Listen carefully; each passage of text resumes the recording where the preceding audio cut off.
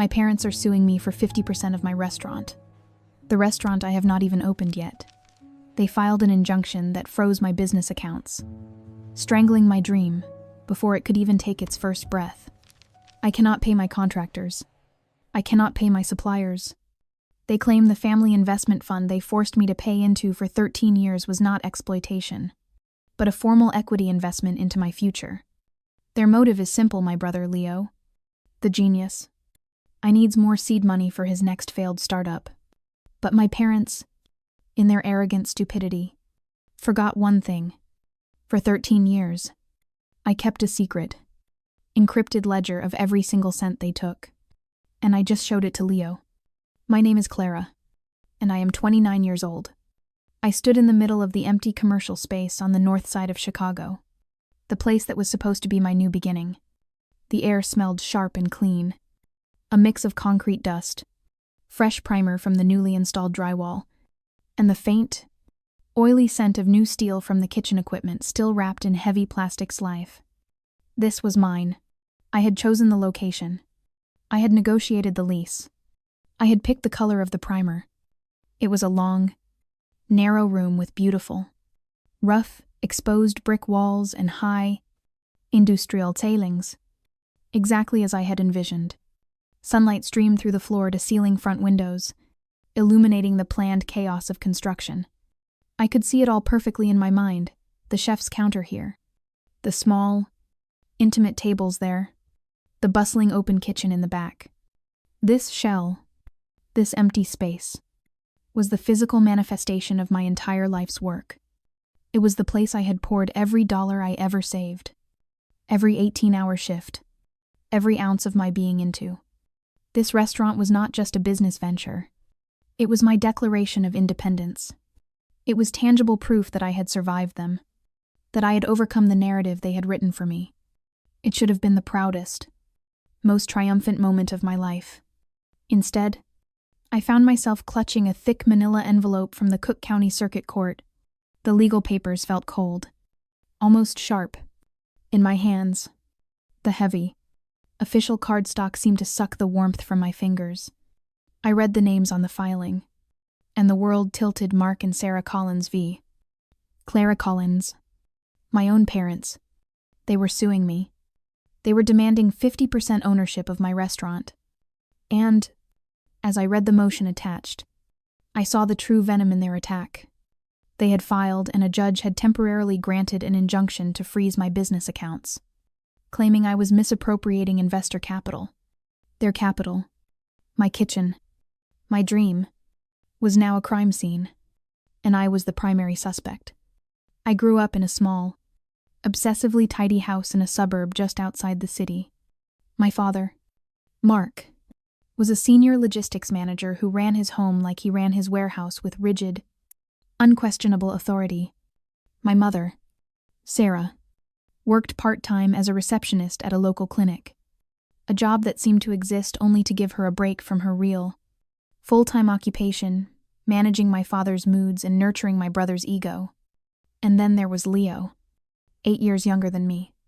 From the outside, we looked perfectly normal, even enviable, a typical, upwardly mobile middle-class family.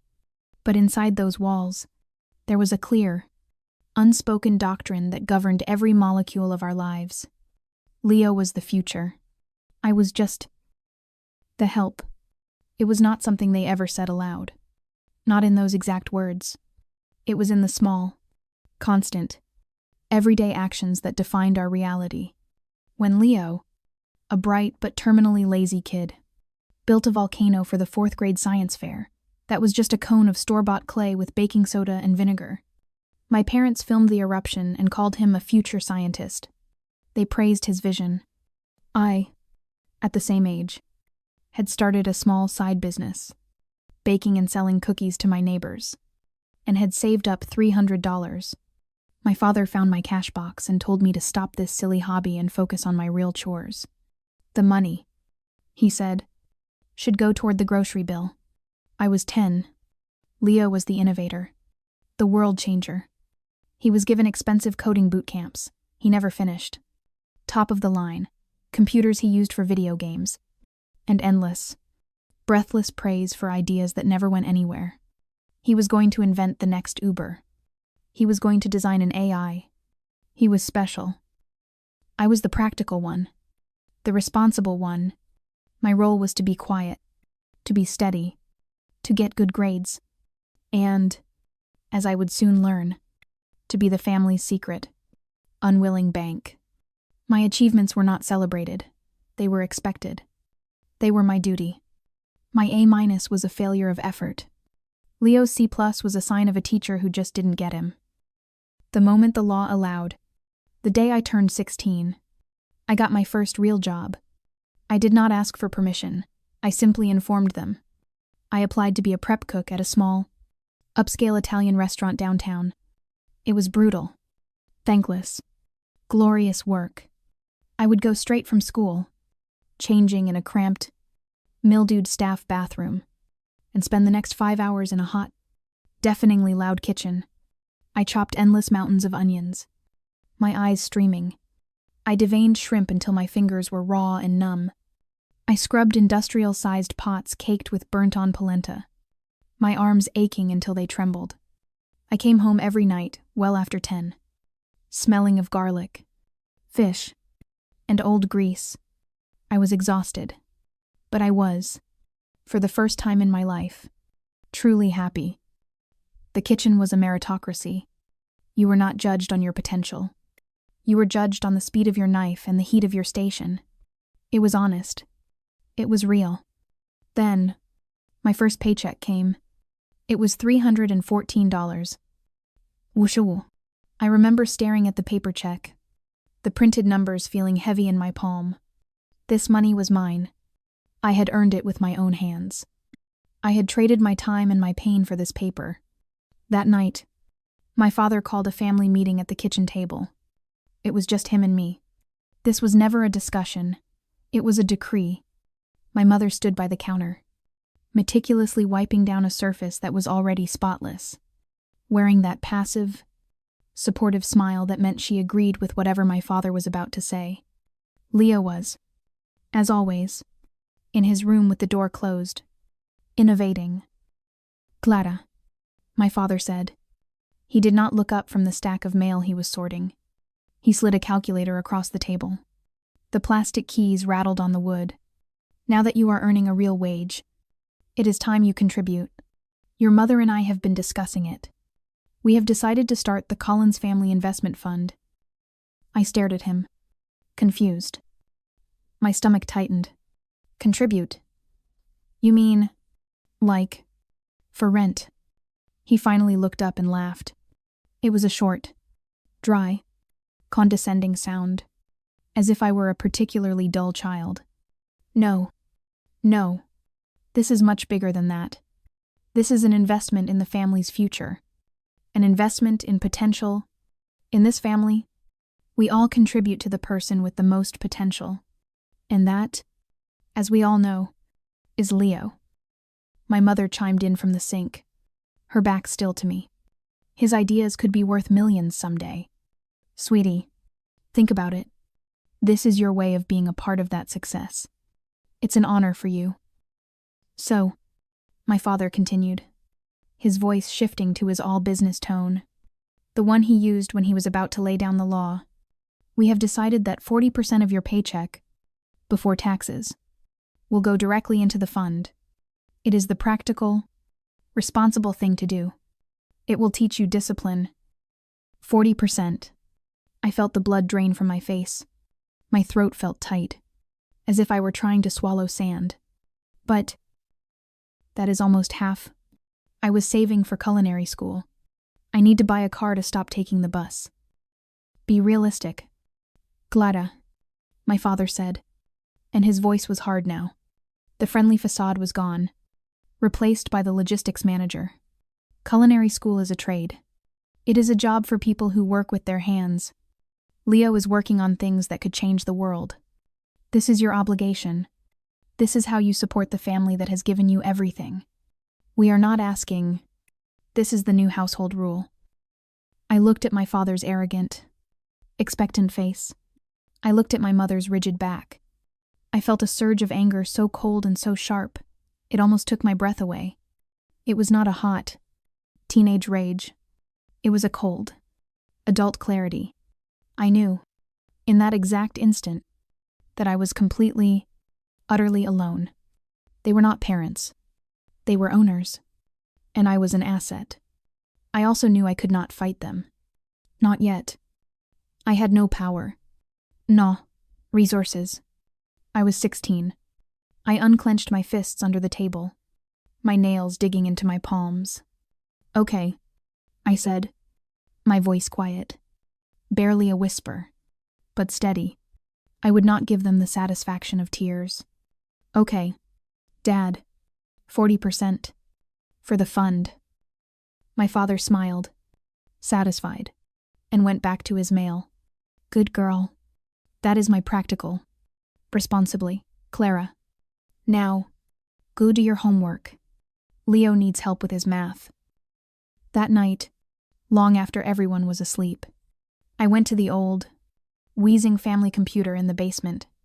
The room was cold and smelled like damp towels. I opened Microsoft Excel. I created a new file. I named it CH Recipes Volume 1. I put a complex, 20-character password on it, a combination of my first kitchen's address, my first chef's name, and the date of this betrayal. I would never forget it. Inside, I created a simple ledger. It had 5 columns: date vertical bar, paycheck, amount vertical bar, amount taken, 40% vertical bar, stated purpose, vertical bar, running total. My very first entry. I typed with steady, deliberate fingers. Octi, 2010 314美元 55 125美元 82 vertical bar, Leo's future vertical bar $125. Bashar. I was 16 years old. I did not know what I was preparing for. I did not know the legal terms for fraud or financial abuse or breach of fiduciary duty. But I knew, with an absolute, bone-deep certainty, that one day I would need proof. This ledger became my secret, my only weapon. For the next 13 years, the routine was unbroken. I worked that prep cook job all through high school. I worked my way through culinary school, taking classes during the day and working double shifts as a line cook at night. I picked up catering gigs on my days off. I was a ghost haunting my own life, a machine fueled only by caffeine and the quiet, simmering rage that had become my constant companion. And every single paycheck, 40%, vanished into the fund. My parents were shameless. As Leo got older, his needs became more expensive, and their requests became more specific. They were so arrogant, so convinced of my passive obedience, that they never bothered to be subtle. They made their first, crucial mistake. They put it in writing. They created a digital paper trail of their own stupidity. I got an email from my mother. Subject fund request. Clara. Leo needs a new laptop for that coding boot camp he wants to try. The high-end one. He says it's the only one that can handle his graphics. Transfer $2,000 from your paycheck to the fund. We'll cover the small part that's left. I took a high-resolution screenshot. I saved the email to a secure, encrypted cloud drive, separate from the ledger. I added the entry to my file, June 05. 2016 5美元 Ling ling ling. 00 catering bonus vertical bar $2. Ling ling ling. 00 vertical bar. Leo's laptop bootcamp vertical bar $42. 150. Ling. Ling. A text from my father. Leo's new startup idea needs seed money. 500美元. Put it in the fund tonight. Screenshot. Save. Ledger entry. A text from my mother Clara. Leo is feeling very depressed. His crypto venture failed. I think his friend scammed him. He needs $2,000 to cover his share. Put it in the fund. It's a family emergency. Screenshot. Save. Ledger entry. A text from my father. Leo is going to Silicon Valley for a networking trip. He's finally getting serious. I told him we'd support him. Your bonus from the hotel kitchen will cover the flights and hotel.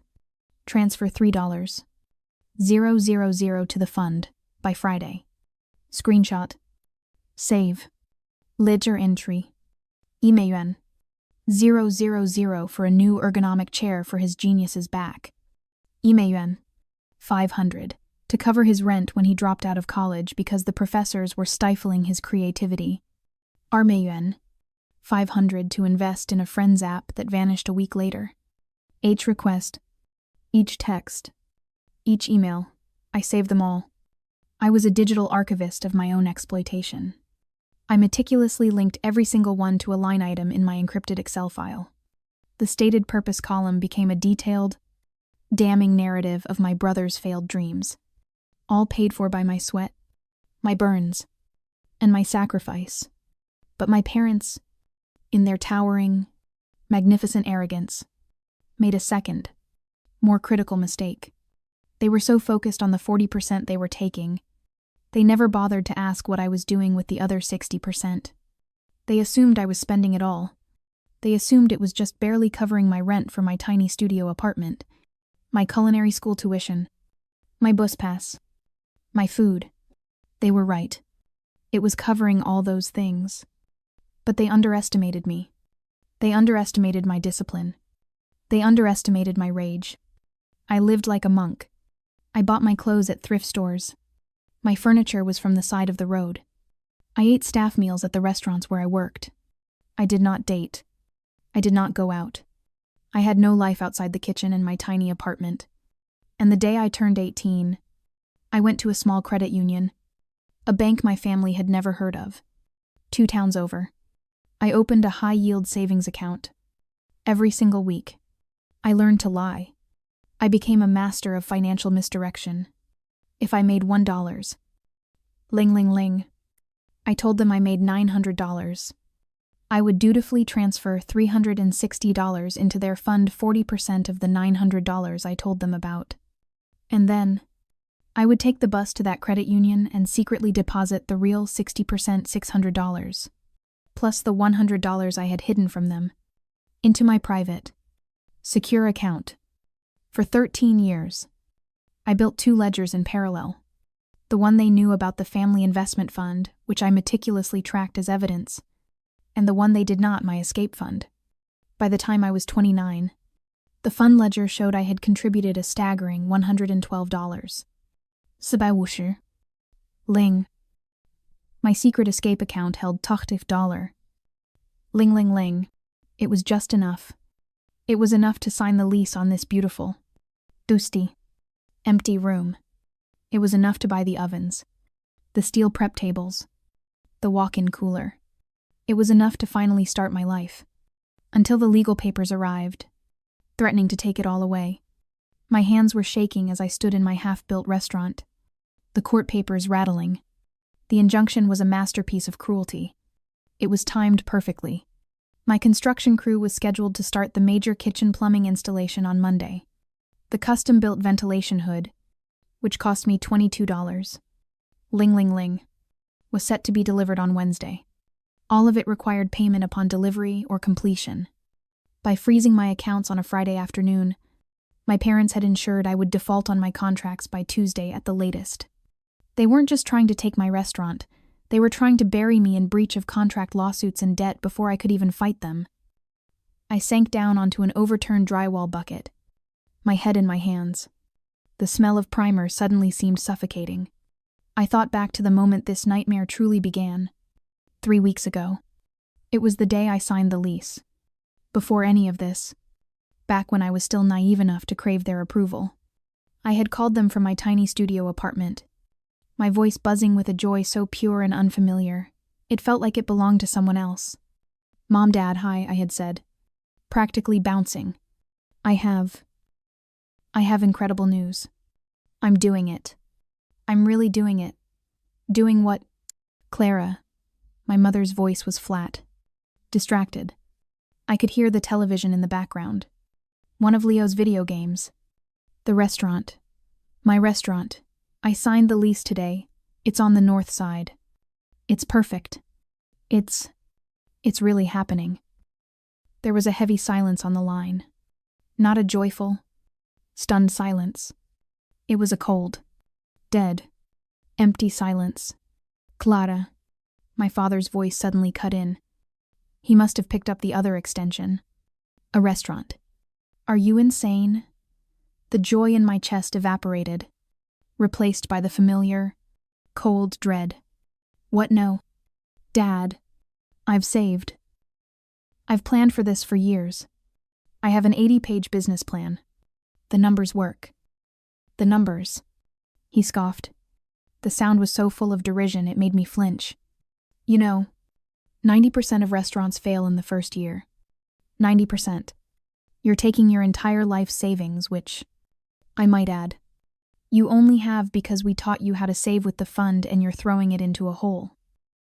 It's not a hole, I said, my voice smaller now. It's my dream. Dreams are for children. Clara, my mother said, her tone suddenly sharp, as if I had personally insulted her. We thought you were the practical one. We thought you were responsible. This is just reckless. It's a stupid, selfish risk. What about your brother? What? What about Leo?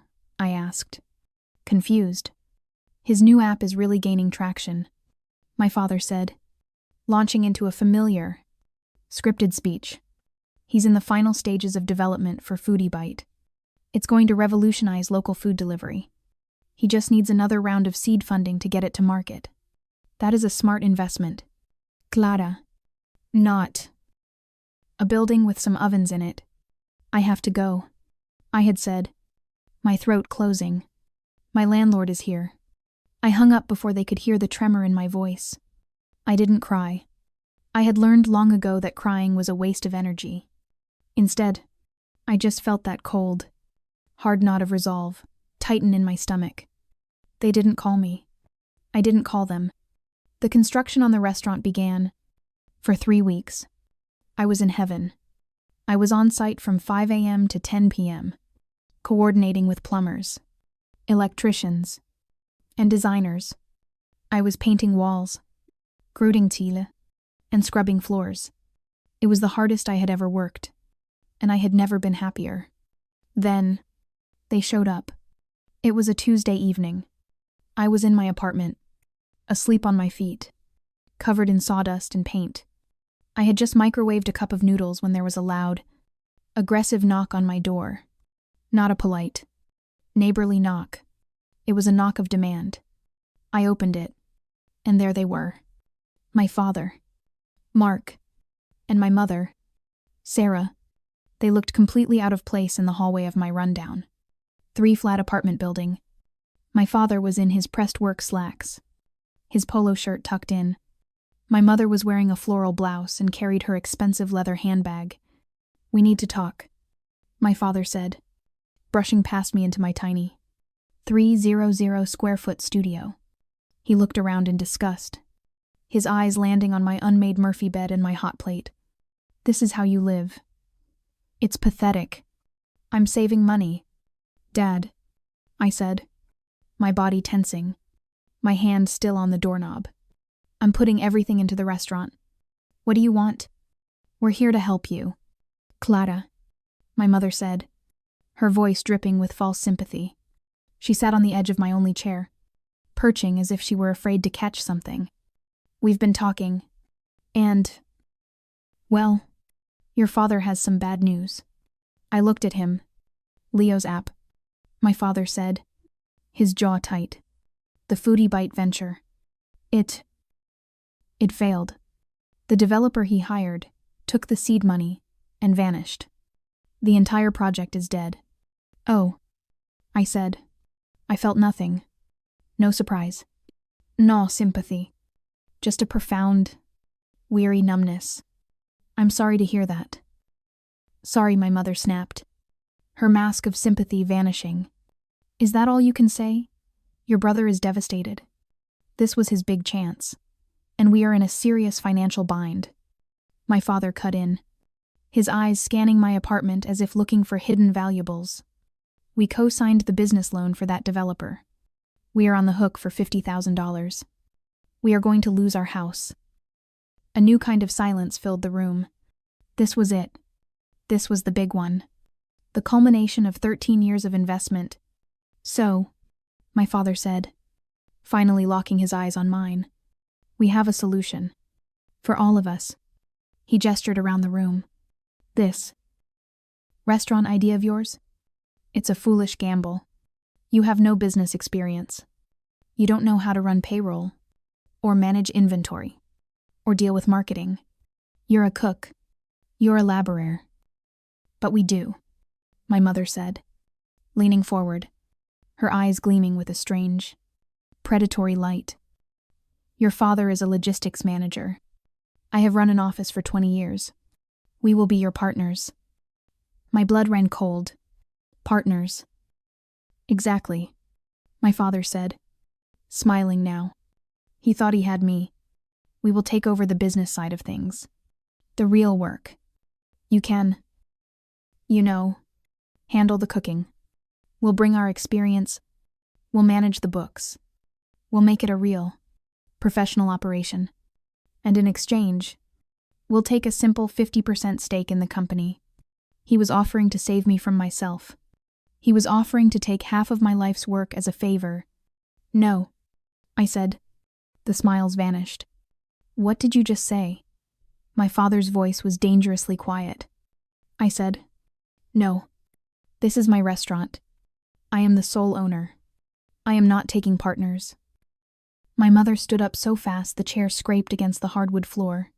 After everything we have done for you, after all the money we invested in you, you didn't invest in me, I said, and my voice was finally, blessedly, calm. The years of adrenaline and anxiety fell away, replaced by the cold, hard clarity I'd felt when I was 16. You invested in Leo. You used my money to do it. My father laughed. He actually laughed. You think that matters? You think your little high school feelings matter in the real world? We have been building that family investment fund for over a decade. Your money. Our money. It all went into one pot. We supported you. We taught you. We built you. You wouldn't have a dime of that $80. 000, if it weren't for the discipline we instilled in you. I am not giving you my company. I said, please leave.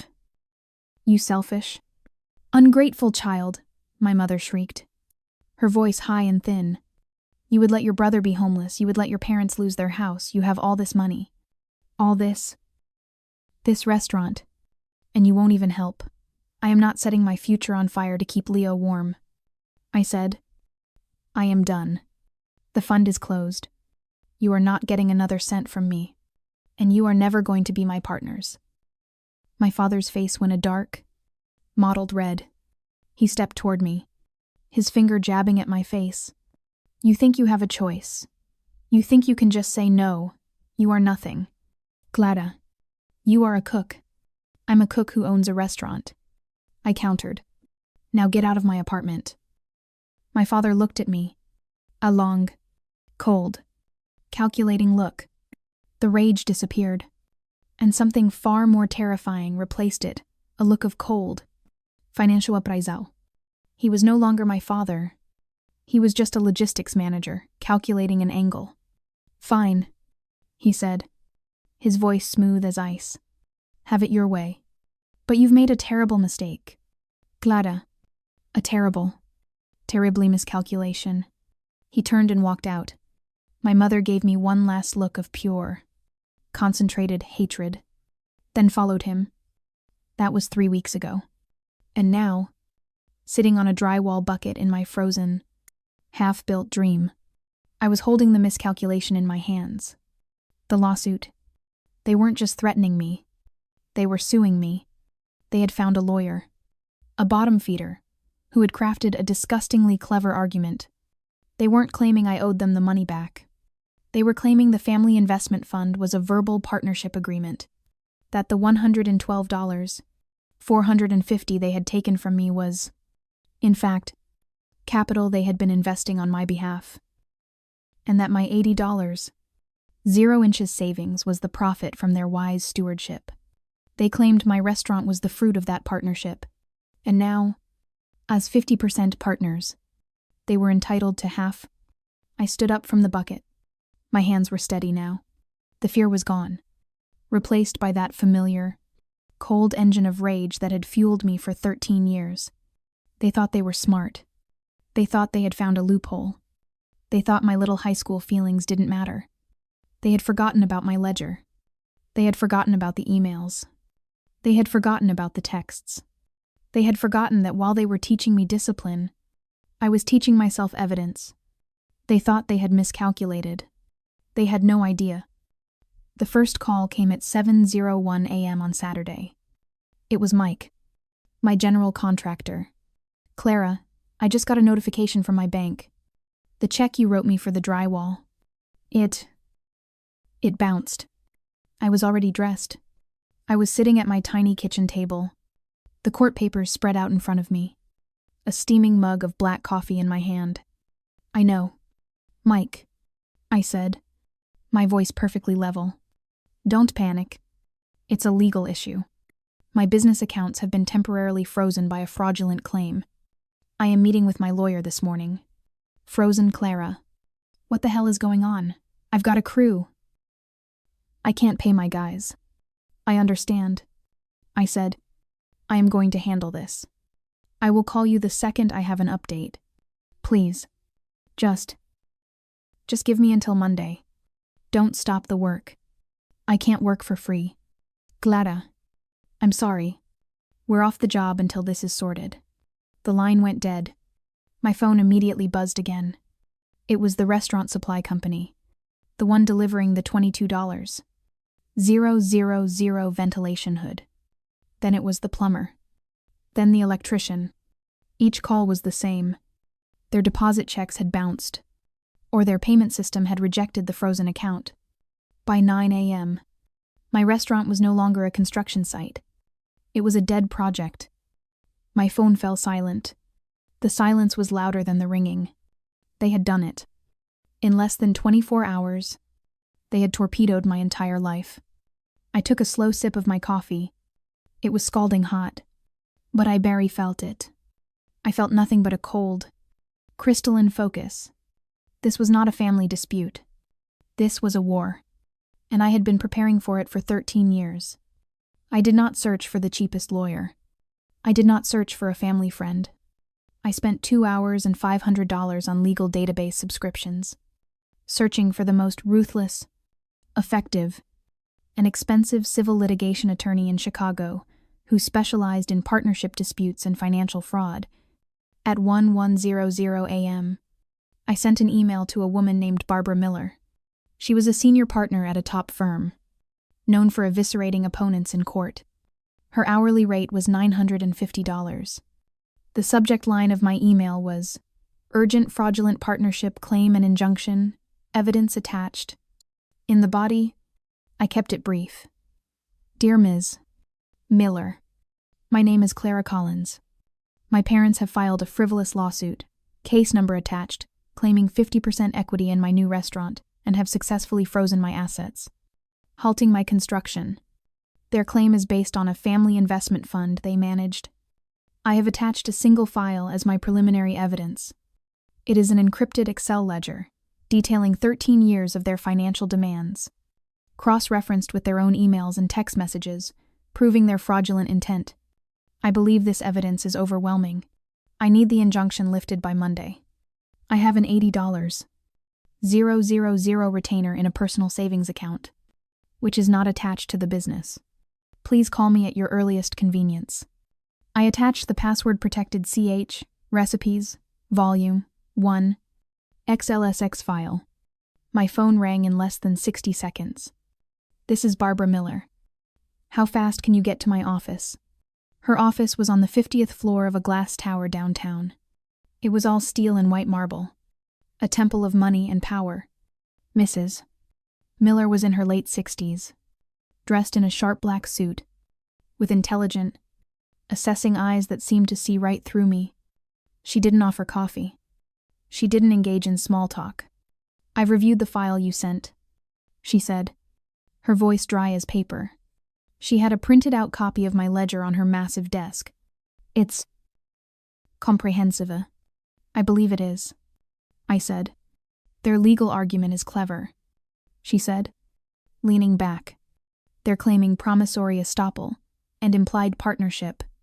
They'll argue they acted as your financial managers, that you willingly gave them the 40% to invest as they saw fit, and that your $80, 0 inches savings is the result of their stewardship, that the restaurant is the next logical step in that partnership. That's a lie, I said. Of course it's a lie, she snapped. But it's a plausible lie. It's your word against theirs. He said. She said, family dispute. A judge will hate it. He'll push you to settle. They'll probably get 20% just to make it go away. I just looked at her. Did you open the embedded files in the ledger? The links in column F? A flicker of annoyance crossed her face. She thought I was a naive cook. She spun her monitor around. You mean these? She clicked one of the blue hyperlinks in the stated purpose column. A screenshot of a text message from my father popped up on the screen. Leo's new startup idea needs seed money. 500 yuan. Put it in the fund tonight. She stared at it. Click the next one, I said. She did. An email from my mother appeared. Clara. Leo needs a new laptop for that coding boot camp. Transfer $2. 000 from your paycheck to the fund. She clicked another, and another, and another. 100 yuan. 500, to cover his rent when he dropped out. 200 yuan. 000 to cover his crypto emergency. 300 yuan. 000 for his networking trip. Her face, which had been bored and professional, was now perfectly, utterly still. She scrolled through the ledger, clicking link after link. For a full 2 minutes, the only sound in the office was the quiet click-click-click of her mouse. Finally, she looked up from the screen. Her eyes were no longer assessing. They were sharp. She was looking at me now. Really looking at me. My God, she whispered. You have them. You have them cold. She stood up and walked to the window, looking out over the city. This isn't a ledger, Ms. Collins. This is a 13-year, premeditated indictment. You didn't just track the money. You tracked their intent. You have proof of extortion. You have proof of fraud. You have proof of wire fraud. Given these text and email demands, she turned back to me, and for the first time, she smiled. It was a terrifying, beautiful smile. This case won't go to trial. I'll file an emergency motion to lift the injunction on Monday morning, citing your evidence of bad faith and fraudulent claims. Their lawyer will see this evidence, and he will beg them to drop the suit. You'll have your accounts back by Monday afternoon. I shook my head. No, Mrs. Miller frowned. No. What do you mean? No, I don't want them to drop the suit, I said. My voice was quiet, but the words hung in the sterile air. They didn't just file a lawsuit. They tried to publicly ruin me. They tried to make me default on my contracts. They tried to destroy my reputation. I don't want this to go away. I want a public hearing. I want this to go to court. That's a bad idea. Clara, she said. It's expensive. It's emotionally draining. You've won. Take the win and build your restaurant. You don't understand, I said. A legal win isn't enough. They believe, in their souls, that they are entitled to my life. They believe Leo is a god and I am his servant. Dropping the suit won't change that. They will just find another way to attack me. 5 years from now, 10 years from now, I don't just want to win. I want to end this. I want them to be so completely, utterly, and publicly defeated that they never, ever come near me again. Mrs. Miller stared at me for a long time. The smile returned, slow and full of admiration. All right, she said. If you want a public execution, I'm happy to sharpen the axe. But this evidence, as strong as it is, still has one weakness. What is it, Leo? She said. They will claim they took the money for Leo, but that it was all part of a larger family plan, that Leo's success would benefit everyone, including you. It's a weak argument, but it's one a sentimental judge might listen to. The victim here, the person all this money went to, is their son. He's the one person who can truly blow their story apart. Leo, I said, my heart pounding. I had been so focused on the data. I had forgotten the human element. Can you get him to testify? She asked. He won't, I said. He's been brainwashed his whole life. He thinks he's a genius. He thinks the money just appears. He's weak. That's a shame. Mrs. Miller said. His testimony would be the kill shot. I left her office an hour later. We had a plan. She would fight the injunction. She would prepare for a court hearing. But as I rode the elevator down, her words echoed in my head. The kill shot. A legal victory was good. A public reversal was better. But a complete, total isolation. That was the only thing that would give me peace. My parents had built their entire world on the idea of Leo's greatness. The only way to destroy their world was to have Leo himself be the one to light the match. I took the L train to Wicker Park. I knew Leo's routine. He would be at a specific coffee shop, the one with the fastest internet. Workshopping. His next failed idea. I found him exactly where I knew he'd be. Hunched over a brand new Armayon 000 laptop, the one I had just paid for a ridiculous VR headset pushed up on his messy hair. I sat down across from him. Hi, Leo. He jumped, startled, and pulled the headset off. Clara, geez. You scared me. What are you? What are you doing here? We need to talk. I said. Look, he said, immediately defensive. If this is about money, I'm about to close a huge new round of funding. So Mom and Dad are suing me, I said. He blinked. What? What are you talking about? Mom and Dad are suing me for 50% of my new restaurant. They said the family investment fund was an investment, and they're entitled to half. Leo looked genuinely confused, which was his default state. The fund what? I mean, yeah, isn't that what it was for investing in? Us, I said. No, Leo, it wasn't for us. It was for you. What do you mean? He said, his voice small. I didn't bring the complicated ledger. I didn't bring the legal file. I had prepared something just for him. I pulled a single piece of paper from my bag and slid it across the table. It was a simplified, one-page printout. On the left side, it said Clara's contributions $112. 450. 0. On the right side, it said Leo's withdrawals $112. 450. 00. And below that, a simple, itemized list. June 2016, Leo's laptop boot camp, $2. Ling ling ling. Ling ling. Feb 2017 Leo's rent post dropout, $1. Wu Bei. Ling ling. Sep 2018 Leo's crypto emergency, $2. Ling ling ling. Ling ling. May 2019 Leo's networking trip, $3. Ling ling ling. Ling ling. Jan 2020 Leo's Foodie Bite seed money, $5. Ling ling ling. 00. It went on. And on. For the entire page.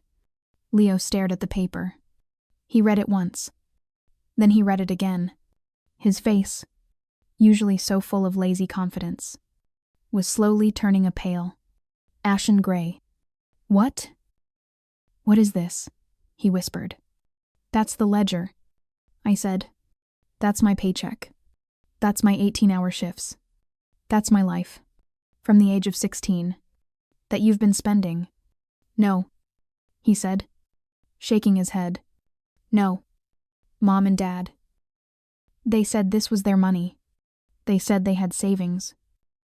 They said they believed in me. They believed in you so much. They used my money to pay for it. I said. They told me I was practical and responsible. They told me I was selfish for wanting to go to culinary school. And all that time, they were siphoning my wages, 40% of every dollar I ever earned, and handing it directly to you so you could innovate. He looked from the paper back to my face. He was finally seeing me, not as his practical older sister, but as the person whose back he had been standing on his entire life. They're suing you, he said, his voice cracking. To get more money? For me. They are, I said. They told me your Foodie Bite app failed and they're going to lose the house. So they decided, as partners, to take my restaurant instead. He visibly recoiled, as if I had slapped him. They told me the app failed because the developer scammed us. They didn't. Oh my God. He finally understood. He finally saw the truth. His genius was a lie. His potential was a fantasy. He wasn't an innovator. He was just the excuse. The entire architecture of his life, his self-worth, his identity, was funded by the sister he had been taught to look down on. Tears welled up in his eyes. Not crocodile tears. Real, agonizing tears of shame. Clara. He choked out. I didn't know. I swear to God. I didn't know. I stood up. I left the paper on the table. The court hearing is next Thursday. I said, they are going to lie. They are going to tell a judge that they invested in me, that they supported me, and that I'm a selfish, ungrateful daughter. They are going to use you and your potential as their entire justification. I leaned in close. I'm not asking you to do anything. Leo, I'm just giving you the truth. You can sit there and let them lie to protect your ego. Or you can finally, for the first time in your life, stop being the geniuses and start being a man. I turned and walked out of the coffee shop, leaving him alone with the simple, devastating facts of my ledger. The kill shot was loaded. Now, I just had to wait and see if he had the courage to pull the trigger.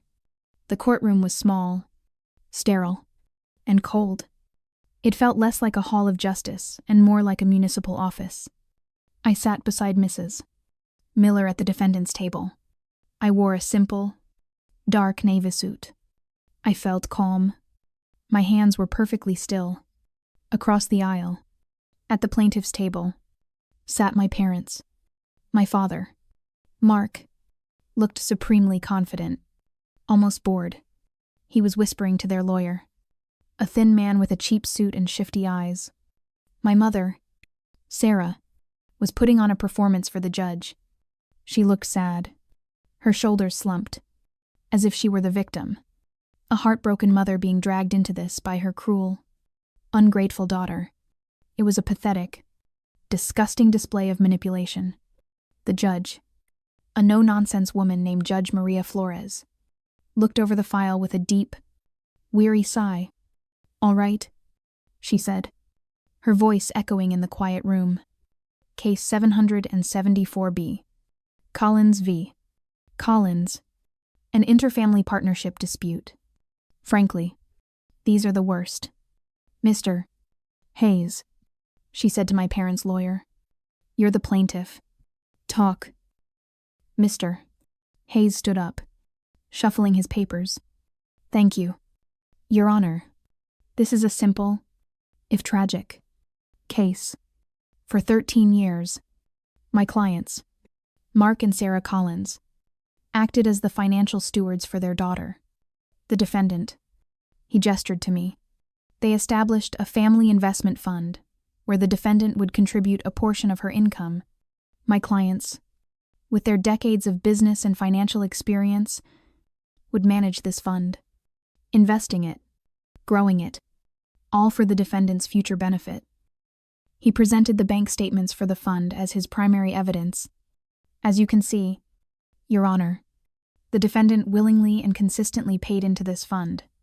Now, after my client's careful stewardship, that fund has grown, and the defendant has used those profits, some $80, 000 to start a new venture.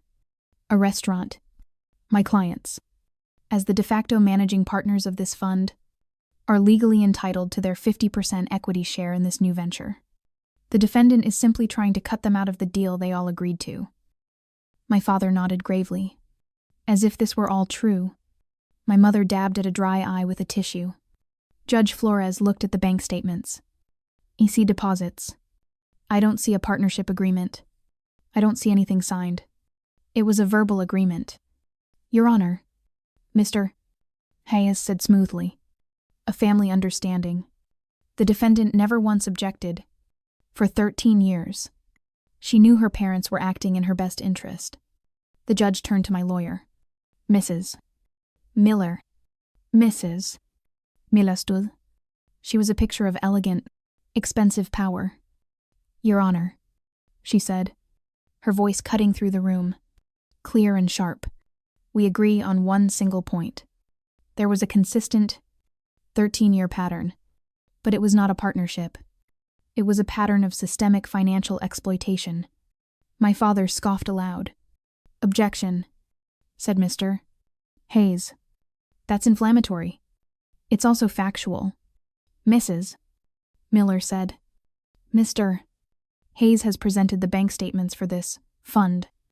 We would like to present the rest of the evidence. We would like to present the defendant's personal ledger, which she has kept meticulously since the age of 16. When this fund was first forced upon her, the judge raised an eyebrow. A ledger, an encrypted, password-protected file. Your Honor, we have a certified copy here. The bailiff handed the USB drive to the clerk, who loaded it onto the courtroom monitors. My beautiful, terrible ledger appeared on the screens. The one in my father's line of sight. The one right in front of the judge. My father, Mark, stopped whispering. He squinted at the screen. I saw his body go rigid. As you can see, Mrs. Miller continued. The defendant, Ms. Collins, tracked every single dollar she was forced to contribute, 40% of every paycheck. The total comes to $112. Sibaiwusher. Lingling. That proves our point, Mr. Hayes said. She was a willing participant. Was she, Mrs.? Miller said, her voice dangerously quiet. Your Honor, please direct your attention to column F, the column labeled Stated Purpose. We believe this is where the true intent of this partnership becomes clear. Your Honor, the items in that column are not just notes. They are hyperlinks. The judge leaned forward. Clerk, please click the link in Tapper Water. Let's see. Row 114. The one dated June 5th. 2016. The clerk clicked. A high-resolution screenshot of an email from my mother, Sarah, filled the screen. Subject fund request. Clara. Leo needs a new laptop for that coding boot camp. Transfer $2. 000 from your paycheck to the fund. My mother's face went white. She stopped dabbing her eyes. My father shot a panicked look at his lawyer, who was staring at the screen, his mouth slightly open. How? How did you? My father stammered. Shut up. Mark, his lawyer hissed. Let's try another one. Judge Flores said, her voice now hard as steel. Row 142. February 2017. The clerk clicked. A text message from my father appeared.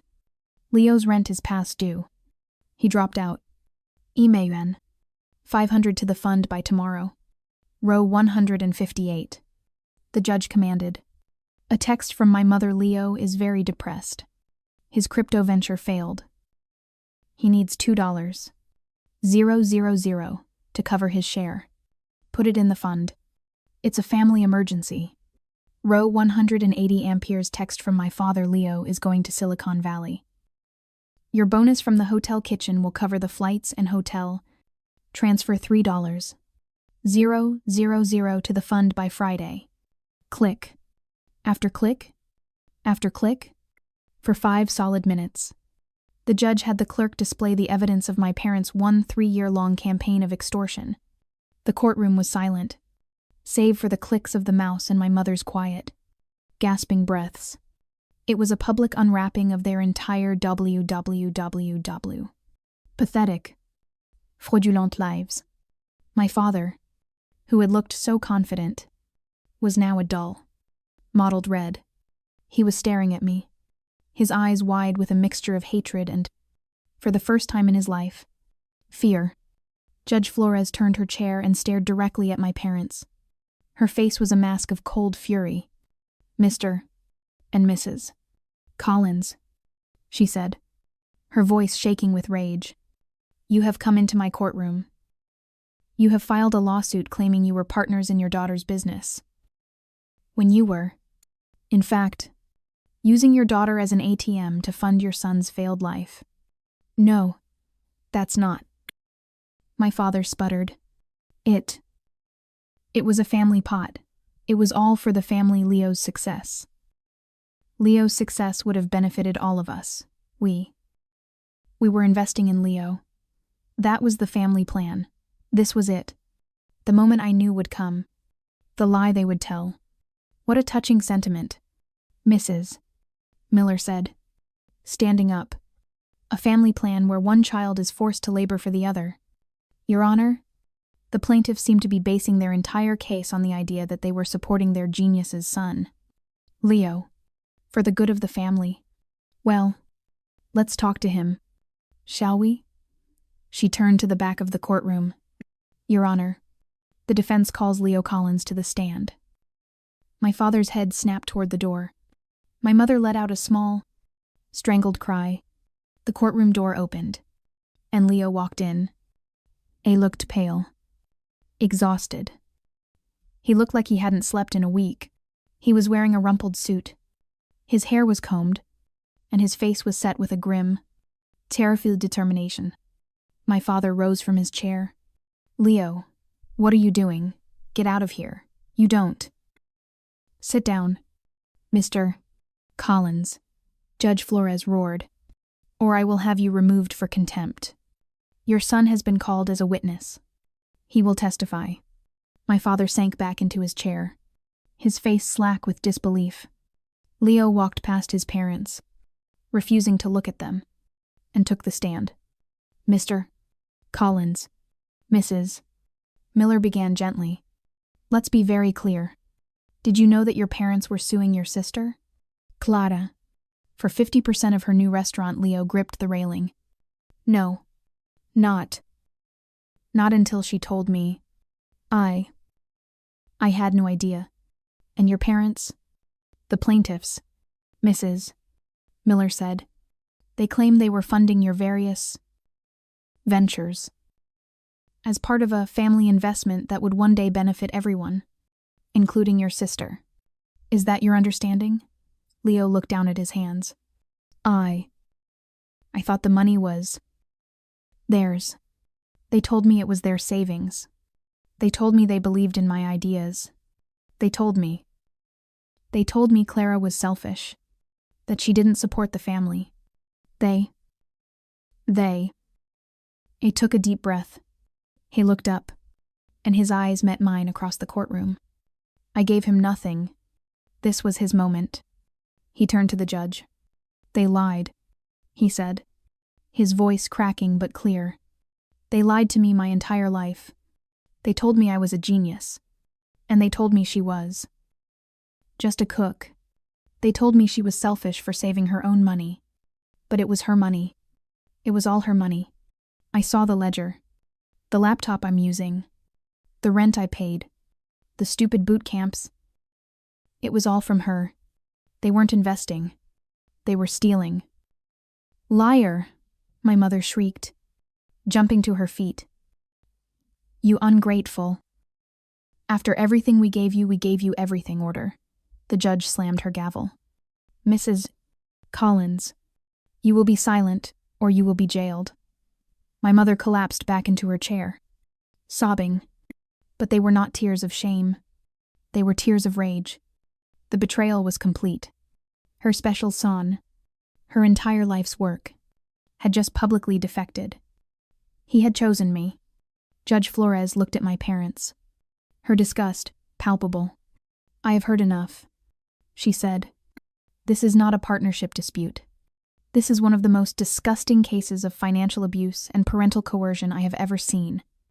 The plaintiff's case is dismissed, with extreme prejudice. Mr. Hayes, my parents' lawyer, was already packing his briefcase. But we are not done here." The judge said, "Mrs. Miller, you filed a counterclaim." "We did, Your Honor," Mrs. Miller said, standing. "We demand the immediate lifting of the fraudulent injunction. We demand the plaintiffs pay for all of my client's legal fees. And finally, we demand the immediate repayment of all funds taken under false pretenses. The $112. 450. Ling Ling. Plus interest."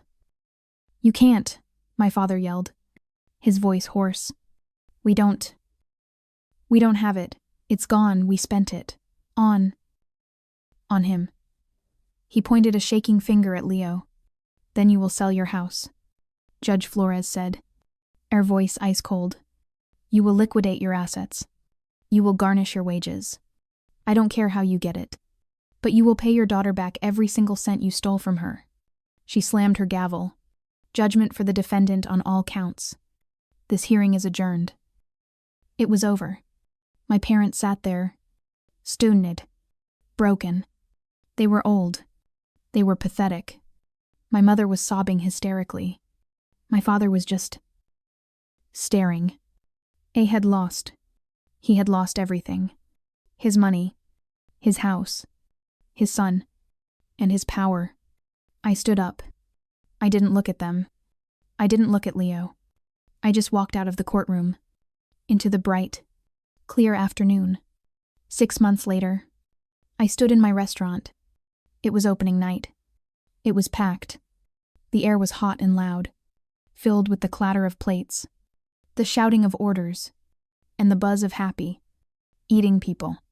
I had used the $112, $450 awarded by the court, which my parents paid by selling their house and moving into a small, sad apartment to finish the build-out exactly as I wanted. I had named the restaurant The Ledger. My father was, as far as I knew, working 2 jobs to cover their legal debts. My mother, I'd heard, they was a receptionist at a motel. I had not spoken to them since that day in court. I never would again. The kitchen door swung open, and a busboy hurried out, his arms full of dirty dishes. "Chef," he said, nodding to me. "How's it looking?" "Leo," I asked. "We're slammed," he said, a small, tired smile on his face. "Table 4 needs more water." He was washing dishes. He was taking out the trash. He was nyapli so sec for me. For real, this time. Paying off his moral debt. He was, for the first time in his life, working. And for the first time in his life, I was proud of him. I looked around at my restaurant, my creation, my fortress, built not on a fund, but on my own 2 hands. I had won, but I knew this victory wasn't just about money or a restaurant. It was about proving that my value was never something they had the power to define. What do you do when the people who are supposed to support you are the ones trying to tear you down? Have you ever had to draw a hard line with your own family to protect your future?